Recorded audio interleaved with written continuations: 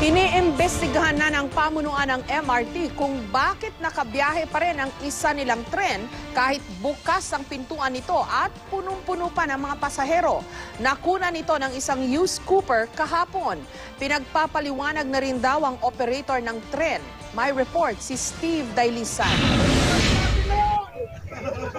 Kuha ni used Cooper Japat Ventura ang viral video na ito sa social media. Kasagsagan ng rush hour kahapon, bukas ang pinto ng MRT3 habang umaandar ito na puno ng mga pasahero.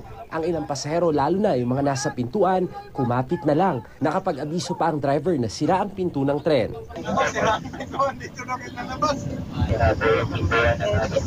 Ayon kay Ventura, bumukas ang pinto ng northbound na tren paglampas ng Guadalupe Station. Imbis na ihinto, diniretso lang daw ng driver ang tren saka sila ibinaba sa Boni Station. Sa video, makikitang nakailaw ang warning light sa pinto, indikasyon na batid ng sistema ang problema pero tuloy sa pag-andar ang tren. Alarming yon. Yan ang isa sa mga safety po natin yan protocol natin yun. Initial finding, it has something to do with the sensor. Pero may nauna na palang insidente pasada launa ng hapon. Bumukas na rin ang pinto ng nasabing bagon mula Taft Avenue Station.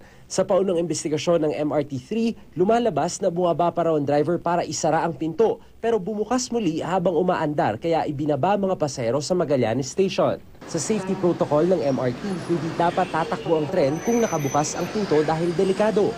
Nung una ko palang nakita yung picture, sabi ko, there's something really wrong doon sa picture. Lumalabas, maintenance issue. Kasi based sa contract nila, pag may nasira, sagot ng maintenance yun. Gumugulong na raw ang internal investigation ng MRT kaugnay sa nakababahalang insidente. Kabilang sa alamin ay kung nasunod ba ng train operator ang standard operating procedure pagdating sa safety protocol.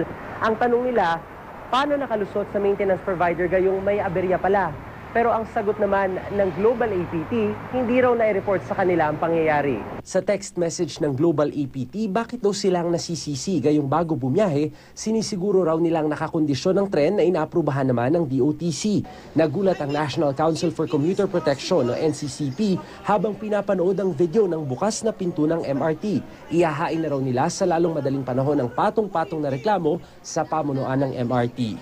I'm angered, horrified. Those people who own these companies, if anything happens, if people get hurt or get killed, you will be having blood in your hands. Steve Dailisan, GMA News.